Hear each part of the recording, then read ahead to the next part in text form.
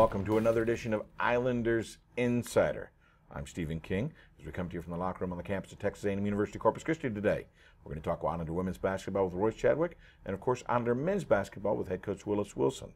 We also have a special feature coming up today, focusing on Islanders tennis. Get things underway with the head coach of Islander men's basketball, Coach Willis Wilson. Coach, how you doing? Doing great.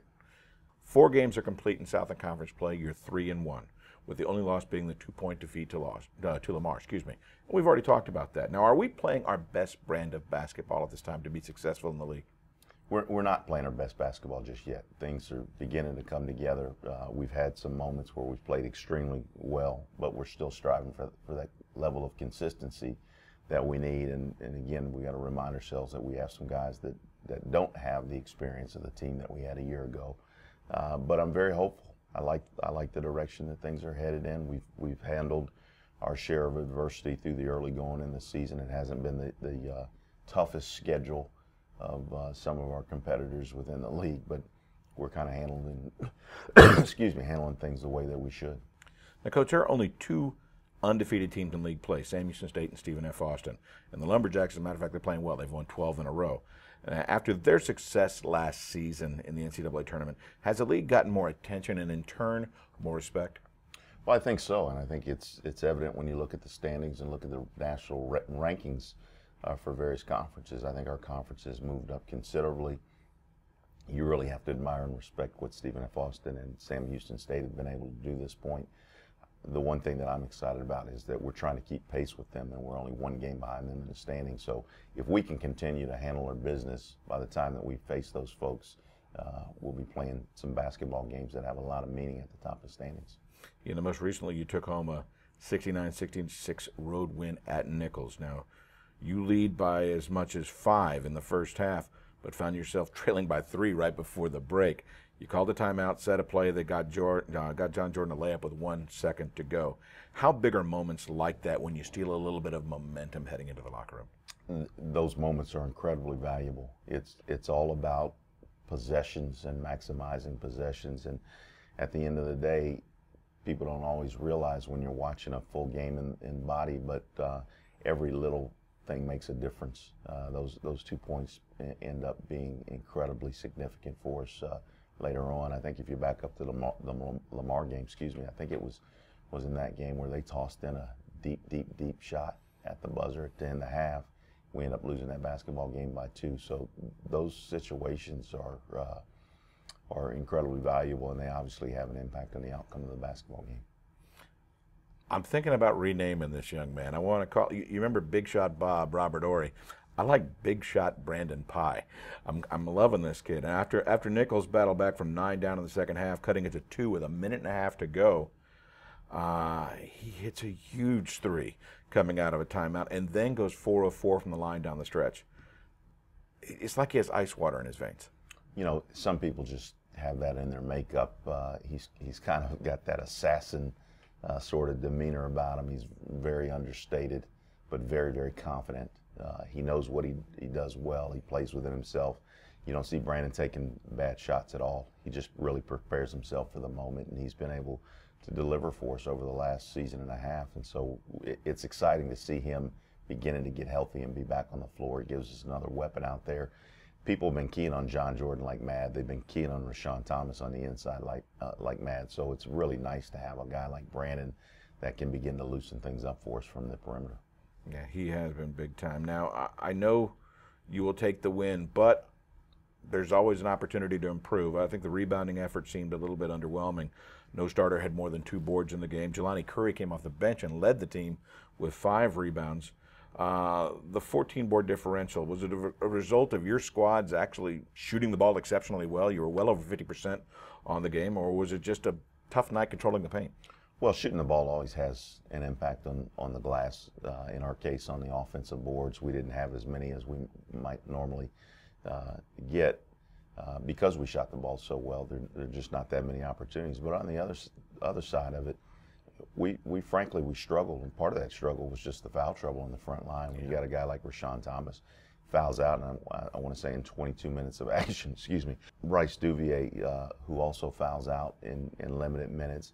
And then Victor Juracek comes off the bench and picks up 4 fouls Dale France is not available in that game due to injury. So our frontline guys were really decimated with foul trouble and the injuries and the like. And so it puts a premium on the guards to have to do a great job. And thank goodness for Jelani Curry came in and did a really nice job for us off the bench. Now, you talked about Rashawn Thomas getting in some early foul trouble. When he's off the floor, how do we compensate for his motor not being on the court?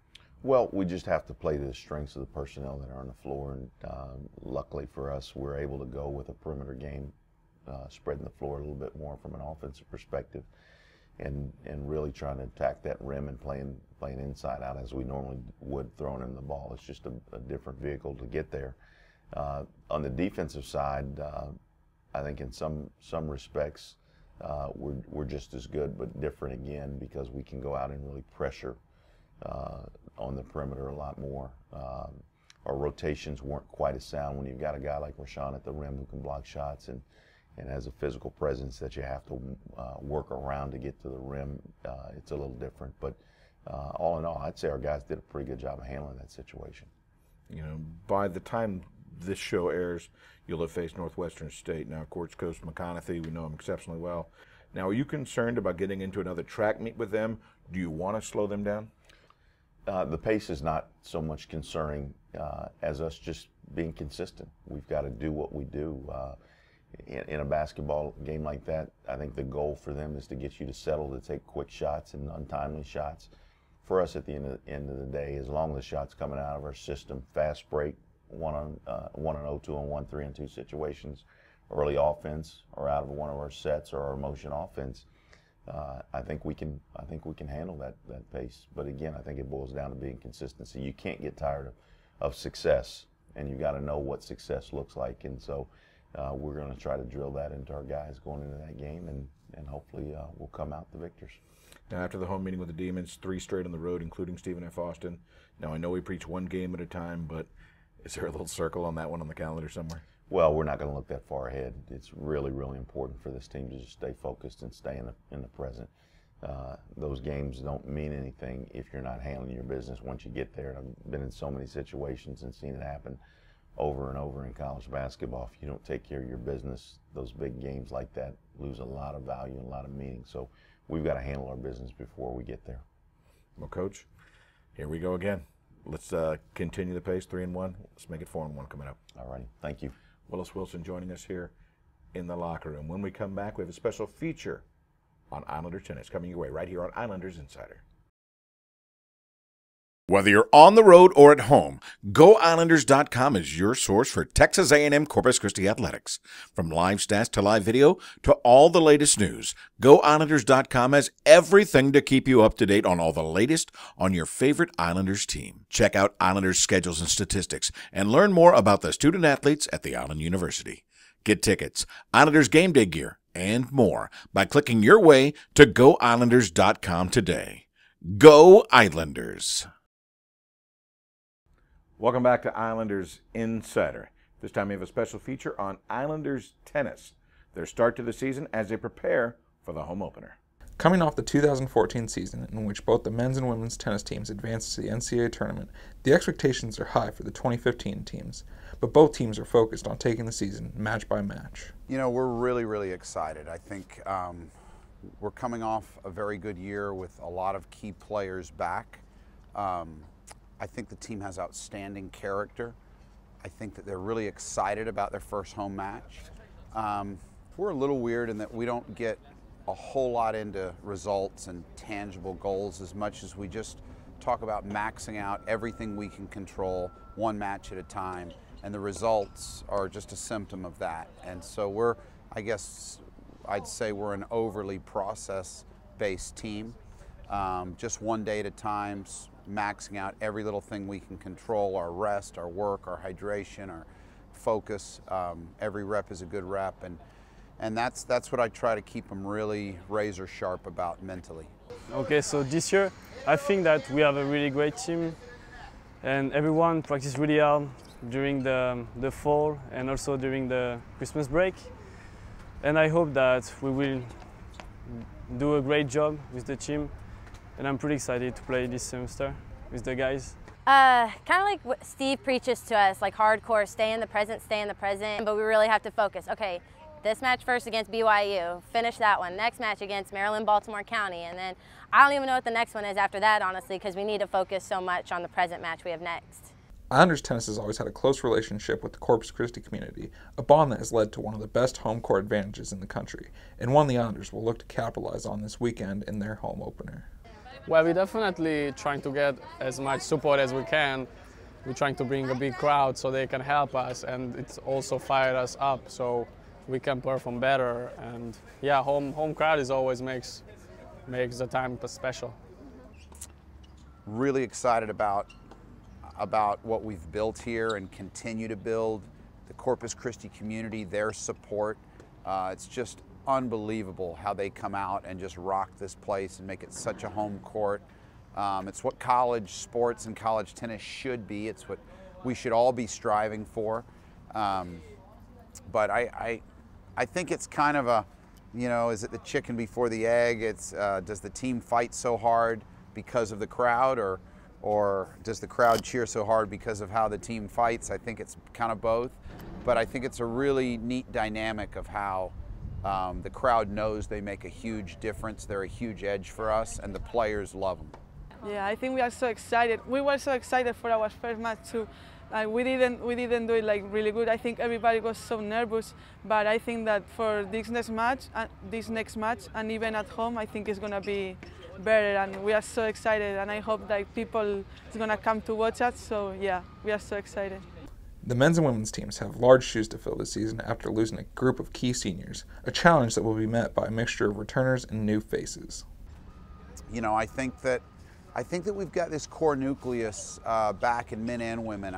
You know, Celia and Mydare and Judith and Carrie. These are girls that did a lot of winning last year, and that I really believe in a lot. You know, I believe in all of them. And same, you know, same with the guys. You know, Javi and Ricky did a lot of winning last year. So, you know, I'm just kind of excited to get it started. I think that we lost like two really good players, like they can tell us. But I also think that the new freshmen that came, I think they are also really good. So, yeah, I think we are gonna be good. Well, I believe if we can get all the guys focused 100% for each match, we can make a really special season for the Islanders this year. For Islanders Insider, I'm Teddy Medina. We'll be right back.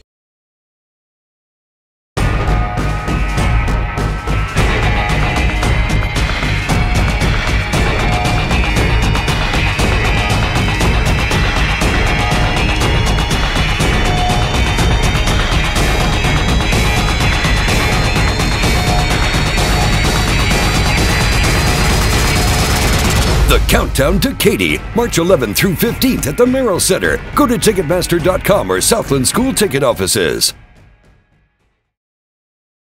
Welcome back to Islanders Insider. At this time, we're going to talk some Islanders women's basketball with the head coach of the program, Coach Royce Chadwick. Coach, how you doing? I'm good, Stephen. How are you? Well, we're on your turf today. Yay. We're here in the women's locker room on the campus at Texas A&M University Corpus Christi, talking some hoops today. There are no undefeated teams in the Southland Conference right now. With 2 league losses, you must feel that you're right in the thick of it. Is that the message that's being shared with your team? Well, I think it's a very balanced league. We don't have UConn in here that you know night in, night out they're going to beat everybody. We go to Southeastern this weekend, and it's a toss-up. You know, if we play well, we can win. If we don't play well, we won't win. So every night in our league, it's a very fan-friendly league because fans can come and make a difference for the home team. It's an opportunity for a team to get hot at the right time. It's also a situation where if you have someone that you lose for illness, you're going to lose a game. If you have someone that twists an ankle and miss 3 games, you're going to lose 3 games because nobody has the depth to overcome those things. So it's going to be a wild finish, and it's going to be a fun finish for the team that gets hot. Well, since the last time we spoke, your team went 1-1, falling to the league-leading Northwestern State Lady Demons at home. Then you picked up a road win at Nichols. Now, against the Lady Demons, you were without the services of second leading scorer and that top rebounder, Olivia Foudy. Do you feel your team stepped up and competed harder, knowing that they didn't have Olivia to fall back on? Well, I thought we played about the same. You know, it was a situation where we have 4 girls that have been getting double figures for us. On that night, we had 3 girls get double figures for us, and it just, you know, we didn't play our normal game. But I think that's the Southland. Nobody can overcome the loss of a player. Sure. You have to keep everybody on the court. You got to stay healthy. You got to do all the things. You got to make the right decisions. But what a great challenge for coaches, players, fans. Every night you better be ready to play, because you can win this basketball game, or if you're not ready to play, you're not going to win it. So every game's a toss-up, and unfortunately we didn't come away with a win in that one. Depth is always an issue, but one interesting thing that came from that, in what I saw, it seemed that G. Lawler might have played her best game, at least of what I've seen. Good ball movement around the perimeter, really created some one-on-one opportunities for her in the low post, and the fact of the matter is no one can really physically match up with her one-on-one in the low post. Now, were you disappointed she didn't get more touches? Well, we're trying to get her touches, but they did a really good job of double teaming, and what they were trying to do was high-low. Get somebody on top of her, get somebody on the bottom of her, so she wouldn't know who to pin. When G gets her body on people, they have a really hard time getting around her. We saw the same thing in Nichols. They were trying to put one in the front, put one in the back, and take away our low post. But that's going to be the norm. I think Stephen F. is about the only team in the league that can go one-on-one on the post and outduel you. Everybody else has got to double team. We have to double team. We can't just go one-on-one on the block, but G gives us that opportunity, as does Olivia Foudy. Olivia is a really good low post presence, and it makes the defense have to adjust, and that opens up the perimeter. Well, credit where credit's due to the Lady Demons. In particular, their 5'2" point guard, Janelle Perez. You know, she's clearly one of the special ones out there that hit for 28 points on the game. Now, your point guard, Jennifer Ramirez, showed that she could make a jump shot or two herself. We don't see that a lot from her, as she really puts herself more in the role of the facilitator. Absolutely. She'd rather go the whole game and not shoot a shot. But what she's had against Lamar, Northwestern, Nichols, she's had their best player. And it has been a tremendous challenge for her to rise to the occasion, step up, match up with some of the best guards in this league. Going to see the same thing at Southeastern. You know, prolific scoring point guards, and she's going to have to step up and get the job done. She's done a really good job for us. I think she's starting to understand her role, do the things that we need her to do, and lead her team. She's starting to quarterback her team as well as play great defense, and that's what Jen can bring to the table. Well, at Nichols, the ship was righted as the squad hit over 50% from the floor. 4 players in double figures. Olivia Foudy had 20. Kamisha Davis, her athleticism continued to shine. She picked up her 4th double-double of the season, the 2nd in a row. The 3rd came in the previous game against Northwestern State, but I truly think she doesn't yet know how good she can be. Well, I think, you know, what I forget, and I think a lot of people do, Cassie Jones and Kamisha Davis are sophomores. Those are 2 young players that have played about 30 basketball games in Division I, and they're just starting to scratch the surface of how good they can be. Kamisha has been high flying, using her athleticism in a capacity that's really helped our team. But here's what we've been able to do. Without Olivia, we have to slide Kamisha to a forward spot. Kamisha is really better facing the basket and giving us matchup problems, or giving the opponents matchup problems, because you got a big guard out there. When she's on the post, she's a little post. And so, you know, she's been able to accentuate her positives because we can play her in her normal position. And I think that's been huge for her. And Cassie Jones had a great game against Nichols. She's a very good one-on-one isolation player, and we have a special play that we run for her that she really torched them on. And those girls are just going to get better and better, and going to be fun to watch as they become Division I mainstays.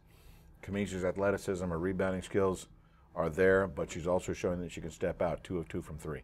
Absolutely. You know, she has a great shot. She's a lot like Jennifer in that she doesn't mind going the whole game and never shooting the ball. So we have to constantly... But we don't want that. No, absolutely. We have to constantly work on her and say, you need to shoot your shot. So I think that comes with maturity, and it comes with playing more games and being more comfortable in her role. And I think a lot of times she remembers, I'm a sophomore and I don't really know what I'm doing all the time. So she's going to get better as she gets more experience. You mentioned maturity just a second ago. You had a loss and then a win. Does this team, has it become mature enough to immediately compartmentalize a loss and then put it behind them without any kind of residual carryover? No, I think we're still carryover. We have carryover from my boyfriend having to he's got the flu, so I can't, there are a lot of things that we don't overcome as well as we will once we're seniors and juniors. But you look at where we are and what we're doing. We're trying to get a good seed for Katy. I think that it's going to boil down to who's playing the best basketball at the end of February, early March, and that's still our goal. Well, you have 2 more on the road this week with New Orleans and Southeastern Louisiana. What do they bring to the table? But more importantly, what do we have to bring to the table to pick up 2 more wins? Well, I think the first thing, we just came off this long road trip, and thanks to our booster club, we were able to fly. It was a situation where we took money out of our locker room club, and we were able to fly to Nichols and get back home without having to do the 18 hours in a bus. So, we're excited that our booster club could step up, help us win a basketball game. We turn around and we got to go back to New Orleans now. The schedule is not conducive for us. I think it's 6 out of the next or 7 in a row are on the road. We have to do them one at a time. We got to get ready to play. Southeastern, you can't shoot threes against Southeastern. They are out there defending. We got to attack the rim. We got to do the things that we do well. We got to out-rebound them. And so, we know what we have to do. It's just going and getting it done. And in the meantime, we got to be healthy when we get there and have everybody ready to play. Coach, good luck. All right, thank you. Royce Chadwick joining us here in the locker room on the campus of Texas A&M University Corpus Christi. When we come back, we'll bring you up to speed on what's next for Islanders Athletics. More to come on Islanders Insider. The Southland Conference is 4,200 student athletes from 13 member institutions, competing in 17 NCAA Division I sports.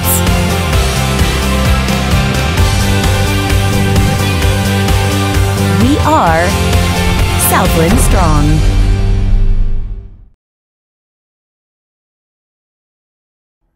Welcome back to Islanders Insider.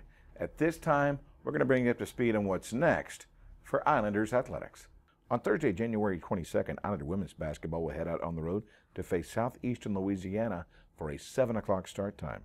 Then on Saturday, January 24th, is doubleheader action at New Orleans, with Game 1 of the doubleheader, the women taking the court at 4 p.m. Monday, January 26th, Islander men's basketball will continue at Southeastern Louisiana, that a 7 p.m. start time. Then on Thursday, January 29th, women's basketball on campus at the Dugan Wellness Center as they take on the University of the Incarnate Word at 7 p.m. On Saturday, January 31st, is doubleheader action as the teams face Stephen F. Austin on the road in Nacogdoches. Game 1 start time, 4 p.m. Friday, January 23rd, men's and women's tennis will take on University of Maryland, Baltimore County on campus at the Thomas J. Henry Tennis Center, with the first matches getting underway at 9 a.m. Then on Tuesday, February 3rd, women's tennis will take on UT Pan American, also at the Thomas J. Henry Tennis Center, 1 p.m. start time. On Friday, January 30th and Saturday, January 31st, it's Islander track and field heading to the University of Houston Invite. That is an all-day event. Then on Tuesday, February 3rd, Islander fans, don't forget the Islander Athletic Fund monthly luncheon series featuring Scott Malone and Stephanie Hughes will take place at the Emerald Beach Hotel at 11:30 a.m. $15 per person covers the cost of the meal. Once again, we want to thank Royce Chadwick of Islander Women's Basketball and Willis Wilson of Islander Men's Basketball for joining us once again here in the locker room. Most importantly, we want to thank you for joining us. I'm Stephen King. For everybody here, you've been watching Islanders Insider.